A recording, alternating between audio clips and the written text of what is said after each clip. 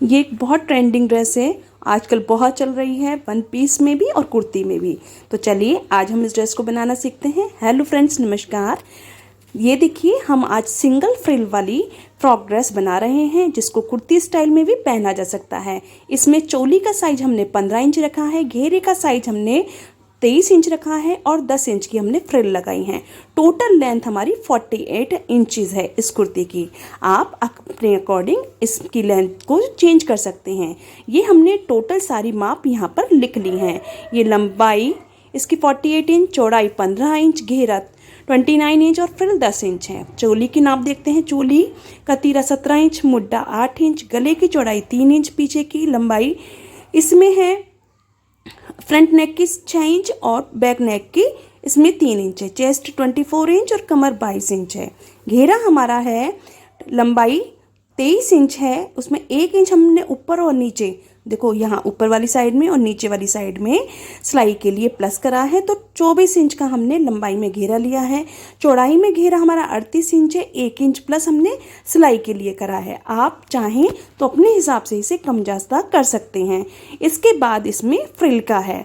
देखिए फ्रिल, ये घेरे का हमने लिखा है लंबाई चौड़ाई, इसी तरीके से फ्रिल की चौड़ाई हमने घेरे से लगभग 1.5 गुना लेनी है और लंबाई हमने 10 इंच की ली है और उसमें 1.5 इंच नीचे, 1 इंच प्लस तो ऊपर की साइड आधा इंच सिलाई के लिए और नीचे 1.5 इंच फोल्डिंग के लिए प्लस करा है। तो इस तरीके से हमने इसकी फ्रिल की लंबाई ली है। आप फ्रिल की लंबाई कम ज़्यादा कर सकती हैं, लेकिन अगर हम सिंगल लेयर में बना रहे हैं तो इस तरीके की फ्रिल में अच्छा लगता है। बाजू की लंबाई 15 इंच ली है, ऊपर की गोलाई यानी बाइसेप्स हमने लिए हैं 9 इंच, नीचे की गोलाई ली है हमने 5 इंच और 2 इंच हमने एक्स्ट्रा रखा है क्योंकि हम आगे लूजिंग वाला इस तरीके से डोरी खींचने वाला डिज़ाइन बना रहे हैं।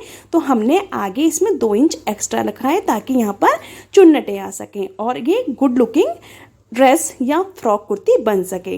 तो चलिए अब हम मेज़रमेंट कपड़े पर स्टार्ट करते हैं। ये मैंने कपड़ा लिया है इस कुर्ती की मेज़रमेंट के लिए लगभग 3.25 इंच इतने बड़े साइज के लिए कुर्ती के कपड़े का होना ज़रूरी है। तो सबसे पहले हम इस कुर्ती के कपड़े को लेंथ में बिछाकर हम इसके घेरे को निकालेंगे। घेरे की लंबाई हमारी जितनी टोटल तैयार होकर आई है उतनी हम घेरे की लंबाई लेंगे और इस लंबाई को सिंगल साइड से निशान लगाकर डबल साइड करके, डबल कपड़ा करके हम दोनों साइड से निशान लगाकर कटिंग का अलग कर लेंगे। यानी कि टोटल कपड़े में से घेरे की लंबाई को हम सबसे पहले, जो कि 24 इंच है, अलग कर लेंगे। अब अलग करने के बाद इन दोनों कपड़ों को हमने हाफ फोल्ड कर लेना है। हाफ फोल्ड करने के बाद में एक्स्ट्रा जितना भी कपड़ा है उसको हमने मेज़रमेंट करके इसमें से निशान लगाकर अलग निकाल देना है ताकि हमारे पास उतना ही कपड़ा बचे जितने की हमें रियल में ज़रूरत है। तो इस तरीके से मैंने एक्स्ट्रा कपड़े पर यहाँ पर निशान लगा दिया है और मैं ये सारा अलग कर दूँगी ताकि हमें लिमिटेड घेरा ही मिले जिसकी हमें ज़रूरत पड़ रही है। तो ये बचा हुआ कपड़ा हमारा फ्रिल में भी काम आ सकता है या और किसी चीज़ में भी काम आ सकता है। अब टोटल हमारे पास वही कपड़ा है यानी कि 24 इंचेस कपड़ा जितने की हमें घेरे की लंबाई चौड़ाई चाहिए। अब हमने बीच में से 2 पार्ट कर दिए हैं क्योंकि आगे पीछे का घेरा ये हमारा बनकर तैयार हो गया है। तो चलिए अब हम नेक्स्ट मेजरमेंट करने से पहले आपको दिखा देते हैं। ये देखिए, इसकी लंबाई और चौड़ाई, लंबाई 24 इंच और चौड़ाई इसकी 39 इंच है। तो इस तरीके से ये तैयार हो चुका है।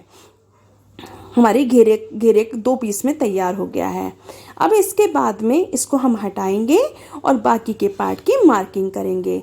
तो बाकी के पार्ट की मार्किंग करने के लिए हमने सबसे पहले चोली का पार्ट निकालना है। चोली की लंबाई हमारी है 15 इंच। तो 15 इंच चोली की लंबाई के हिसाब से और चौड़ाई के हिसाब से हम इस कपड़े में से सबसे पहले चोली की लंबाई चौड़ाई के कपड़े को अलग कर लेंगे क्योंकि कपड़ा लेंथ में ज़्यादा है, कंफ्यूजन पैदा ना हो, इसलिए हम सारे पीसेस को अलग अलग करके ही कटिंग और मेज़रमेंट कर रहे हैं। तो ये देखिए, हमने एक्स्ट्रा कपड़ा इसमें से अलग कर दिया है। अब हमने बीच में से लंबाई में से फोल्ड करा पहले कपड़े को, फिर चौड़ाई में से फोल्ड करा। इस तरीके से 4 तह में इस कपड़े को हमने बिछा लिया है। ये देखिए, 4 में 4 फोल्ड में हमारे पास ये कपड़ा है और अब हम इसकी मेज़रमेंट करना स्टार्ट करेंगे। तो देखिए, सबसे पहले हम इसकी लंबाई और चौड़ाई देख लेते हैं कि परफेक्ट है भी या नहीं। तो इसकी लंबाई और चौड़ाई बिल्कुल परफेक्ट है। अब हम इसमें तीरे रखेंगे। तीरा हमारा है 17 इंच, तो हम 8.5 इंची पे तीरे का निशान लगा देंगे यहाँ पर। ठीक है, हम इसमें एक्स्ट्रा नहीं लेंगे क्योंकि पीछे का गला इसमें छोटा बन रहा है। एक्स्ट्रा वहाँ लिया जाता है जहाँ कॉलर वाला गला बनाते हैं। अब जितना हमने तीरा की लंबाई ली है उतनी ही हम मुड्ढे की भी लंबाई लेंगे। आप सोचेंगे ये मुड्ढा बहुत लंबा हो जाएगा, ऐसा नहीं है, क्योंकि छोटे गले में लगभग 1 से पौना इंच हमें शोल्डर डाउन करना होता है। तो चलिए, अब हमने मुड्ढे का भी निशान लगा दी, तीरे का भी निशान लगा दिया है और शोल्डर का भी निशान लगा दिया है। दोनों निशानों को मिलाकर एक बॉक्स तैयार कर लेंगे। अब हम 3 इंची पर गले का निशान लगाएंगे जो कि गले की चौड़ाई है, और बैक नेक भी हम इसमें ये देखिए 3 इंची रख रहे हैं और फ्रंट नेक हम इसमें रख रहे हैं लगभग 6.5 इंची। तो इस तरीके से दोनों हमने गले का इसमें निशान लगा दिया है। ये देखिए, इस तरीके से फ्रंट नेक हमने पहले 6 इंच लिया था, आधा इंच हमने प्लस करा है ऊपर सिलाई के लिए। तो इस तरीके से बैक नेक 3.5 इंच और फ्रंट नेक 6.5 इंच हमने ले लिया है। दोनों नेक में 1-1 इंच का हमने निशान लगाया है ट्रायंगल में, और उसी निशान के से हम गोलाई इसमें कर देंगे। गोलाई बहुत धीरे धीरे आप डॉट डॉट लगा कर करें। इस मेथड से गोलाई बहुत अच्छी होती है और कोई गड़बड़ भी नहीं होती है। ठीक है ना, हल्की हल्की सी डॉट डॉट लगाकर अगर आप बिगिनर्स हैं तो इसकी गोलाई करें। तो इस तरीके से आगे पीछे दोनों गलों की गोलाई होकर इसमें तैयार हो गई है। इस कुर्ती की कटिंग वास्तव में बहुत इजी होती है, देखने में ही ये टफ लगता है, लेकिन आप यकीन माने सिंपल कुर्ती से ज़्यादा इजी इसकी कटिंग और मेज़रमेंट होती है, और स्टिचिंग तो और भी ज़्यादा इजी होती है। तो चलिए, अब हम यहाँ पर मुट्ठे पर निशान लगाया है, जो हमने मुट्ठे का निशान लगाया था शोल्डर का, तो उस निशान में हमने 1 इंच आगे और 1 इंच पीछे निशान लगा लिया है। इसी तरीके से शोल्डर डाउन जो हमने करा है वो भी हमने 0.25 इंची का करा है। 0.25 इंची का शोल्डर डाउन करने के बाद में हमने इन दोनों 1-1 इंची के निशान पर, जो कि फ्रंट मुड्ढे की कटिंग और बैक मुड्ढे की कटिंग के लिए है, निशान लगा दिया है।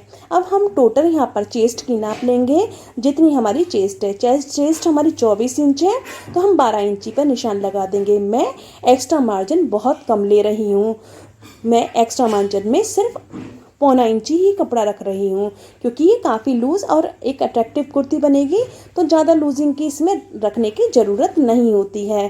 ठीक है, और फिर उसके बाद मैंने कमर का भी निशान लगा दिया है। तो कमर का निशान मैंने 22 इंची पे था, वो 11 इंची पे लगा दिया है, और इस तरीके से मैंने 0.25 इंची या फिर आप जितना लेना चाहें उतना एक्स्ट्रा मार्जिन लेके मार्जिन का निशान भी लगा दिया है।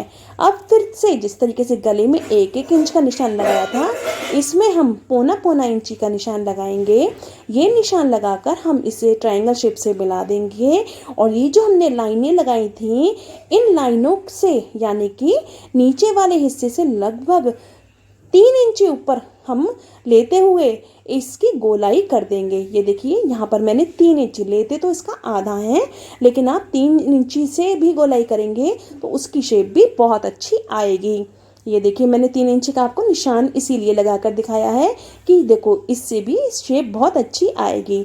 ये देखिए, दोनों हिस्सों की शेप की जो हमने मेज़रमेंट की है, निशान लगाया है, कितना इक्वली तैयार होकर आया है।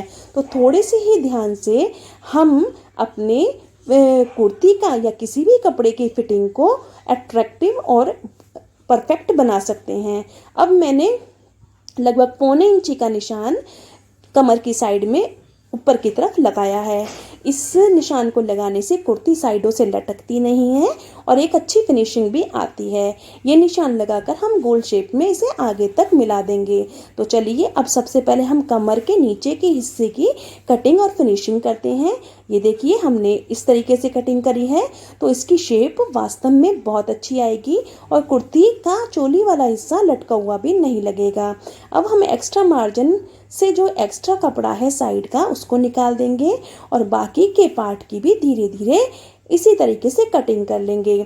अब हमने ये देखिए ऊपर वाले यानी बैक नेक की सबसे पहले हम कटिंग कर रहे हैं। इवन हम बैक पार्ट की ही पहले कटिंग कर रहे हैं और ये सारी मेजरमेंट जो की थी हमने बंद वाले कपड़े की साइड यानी कि फोल्ड वाले कपड़े की साइड की थी। अब सबसे पहले हम इसमें ऊपर ये इसके जो पीस फोल्ड हैं उनको खोल लेंगे और उसके बाद में लगभग आधा से 1 इंच लगभग 1 इंच बाद से हम इसको तीरे को डाउन करते हुए कटिंग करेंगे। कुछ लोग स्टार्टिंग से कटिंग शुरू करते हैं तो उसमें कपड़ा एक्स्ट्रा चला जाता है और इसकी लेंथ कम हो जाती है। ऐसा ना करें, कोने का हिस्सा 1 इंच छोड़कर तब आगे का तीरे के हिस्से की कटिंग करें। तो ये बैक पार्ट की हमारी कटिंग हो चुकी है। अब हम फ्रंट पार्ट में गला और मुड्ढा जो कि हमें एक्स्ट्रा रखना होता है उसकी कटिंग करेंगे। तो सबसे पहले हम मुड्ढे की कटिंग कर रहे हैं। ये देखिए, ये हमने जो आगे वाला निशान लगाया था उसके अनुसार फ्रंट की कटिंग पार्ट में मुड्ढे की कटिंग कर दी है। गले की कटिंग गला मैं इसका बुकरम पर बनाऊंगी तो इसलिए मैं गले की कटिंग अभी नहीं कर रही हूँ। तो ये देखिए इस तरीके से हमारे चोली वाले पार्ट तैयार हो गए हैं। तो अब चोली वाला पार्ट तैयार करने के बाद में मैं इसमें फ्रिल का मेज़रमेंट लूँगी। फ्रिल का कपड़ा लेने के लिए मैंने इसमें से एक्स्ट्रा कपड़ा काट दिया है और जितना मुझे फ्रिल चाहिए उतनी चौड़ाई में मैंने इसमें कपड़ा ले लिया है। फ्रिल की लंबाई हमने घेरे के लगभग 1.5 गुना रखनी है और चौड़ाई जो रखनी है वो लगभग 10.5 इंच की रखनी है। तो चलिए अब हम इसकी चौड़ाई लगभग हमने 11.5 इंची की रखनी है। तो इस तरीके से हमने लंबाई चौड़ाई निकालते हुए इस कपड़े को के जुड़े हुए पार्ट को हम अलग कर लेंगे और एक्स्ट्रा कपड़ा जो है यानी कि एक्स्ट्रा मार्जिन से जो एक्स्ट्रा कपड़ा है उसको हम कटिंग करके इस फ्रिल को फिनिश्ड कर लेंगे। सबसे पहले हमने बीच में से 2 पार्ट कर लिए हैं कपड़े के। ये देखिए, अब हमने डबल ट्रिपल फोल्ड करके इस कपड़े के जो एक्स्ट्रा हिस्सा है मेज़रमेंट से उसको हमने अलग कर दिया है। तो इस तरीके से हमारी फ्रिल की कटिंग भी होकर तैयार हो गई है। देखिए फ्रिल कटिंग कितनी इजी थी, ये बहुत टफ नहीं होती है। तो चलिए अब हमारी फ्रिल की कटिंग हो चुकी है। अब हम इसके बाद में नेक्स्ट स्लीव्स की कटिंग करेंगे। स्लीव्स की कटिंग के लिए हमने बचा हुआ कपड़ा लिया है। देखिए मेरे पास कपड़ा थोड़ा कम रह गया है तो मुझे इसमें जॉइंट लगाना होगा।